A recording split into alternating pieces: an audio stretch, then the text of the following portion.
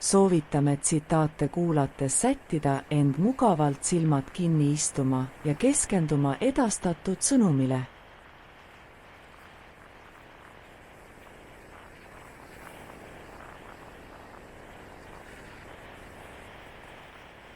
Tänane teema aruteluks pärineb Jaan Aru tsitaadi varamust.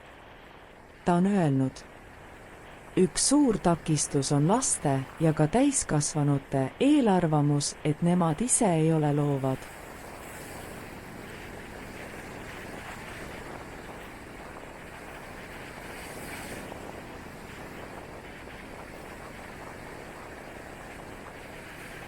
Üks suurimaid takistusi, mis võib kujuneda loovuse arengu teel, on lastel sageli omaks võetud eelarvamus, et nemad ise ei ole võimelised loovust ilmutama või oma ideid väljendama.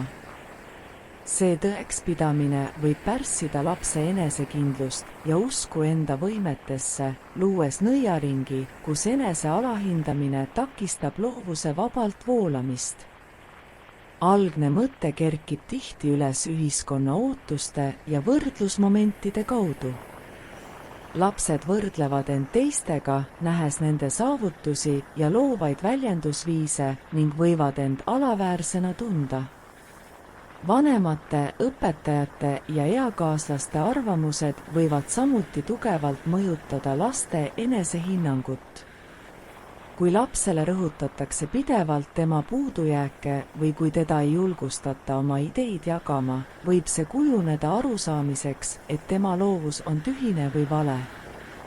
Selle mõtteviisi tagajärjed võivad olla märkimisväärsed.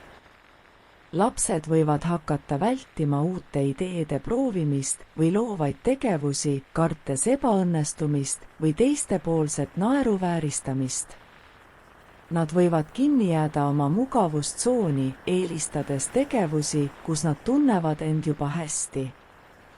See aga pärsib nende potentsiaali avastamist ja julgust kasutada oma loovaid võimeid erinevates valdkondades.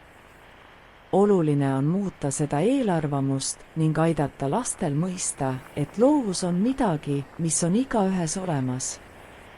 Selle saavutamiseks võib olla vajalik anda neile võimalusi ja luua keskkondi, kus nad saavad oma ideid vabalt väljendada. Julgustades avatud suhtlust ja positiivset tagasisidet, saab luua turvalise ruumi, kus lapsed saavad end proovile panna ilma hukkamõistu hirmuta.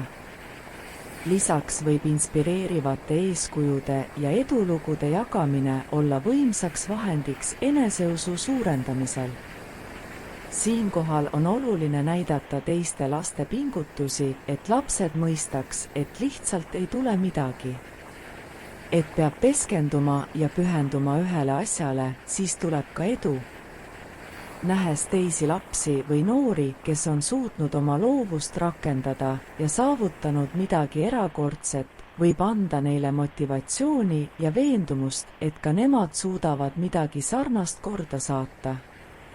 Kokkuvõttes on oluline mõista, et loovus on mitmekülgne ning see avaldub erinevatel viisidel igas inimeses. Rõhutame: loovus on olemas igas inimeses. Laste eneseusku ja eneseväljendust toetades saame aidata neil ületada selle negatiivse eelarvamuse ning avada tee loovuse rikkaliku maailma avastamiseks. Loovus ei ole ainult kunstis või muusikas, see on osa igapäevasest elust ning võib olla edukuse ja rahulolu võti erinevates eluvaldkondades.